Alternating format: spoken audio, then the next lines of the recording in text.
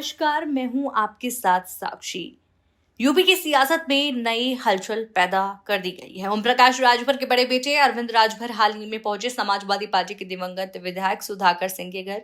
ये मुलाकात सिर्फ शोक जताने तक सीमित नहीं मानी जा रही है, बल्कि राजनीतिक नजरिए से इसे बेहद अहम कदम बताया जा रहा है। आपको बता दें कि सुधाकर सिंह का राजनीतिक सफर लंबा और प्रभावशाली रहा है, लेकिन वर्ष 2023 के घोसी उपचुनाव ने उन्हें राष्ट्रीय स्तर पर सुर्खियों में ला दिया था। उन्होंने बीजेपी नेता दारा सिंह चौहान को 40,000 से ज्यादा वोटों के भारी अंतर से हराकर राजनीतिक गलियारों में हलचल मचा दी थी। इसे साधारण जीत नहीं, बल्कि जातीय समीकरणों को बदल देने वाली मजबूती माना गया था।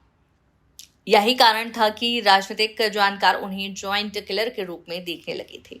सुधाकर सिंह के देहांत के बाद उनके परिवार और क्षेत्र में शोक की लहर है और इसी बीच नेताओं का वहां लगातार आना जाना जारी है। इसी क्रम में अरविंद राजभर की अचानक हुई यात्रा ने सवाल उठाए हैं। क्या ये सिर्फ शोक संवेदना है या आने वाले उपचुनाव के संकेत? सुधाकर सिंह के परिवार में 2 बेटे और 1 बेटी हैं। राजनीतिक विश्लेषक मानते हैं कि अगर घोसी में उपचुनाव होते हैं तो उनके बेटे के मैदान में उतरने की संभावना मजबूत है। ये एक ऐसा मुद्दा है जिस पर पूर्वांचल की राजनीति की दिशा काफी हद तक निर्भर कर सकती है। अब बात करते हैं अरविंद राजभर की। ओम प्रकाश राजभर के बड़े बेटे अरविंद पिछले कुछ वर्षों से सक्रिय राजनीति में हैं। 2024 लोकसभा चुनाव में उन्होंने घोसी से किस्मत आजमाई थी। हालांकि इस चुनाव में वो समाजवादी पार्टी के उम्मीदवार राजीव राय से हार गए थे। इसके बावजूद घोसी क्षेत्र में उनकी पकड़ और पहचान बनी हुई है। सुधाकर सिंह के परिवार से उनका व्यक्तिगत और राजनीतिक दोनों तरह का जुड़ाव माना जाता रहा है।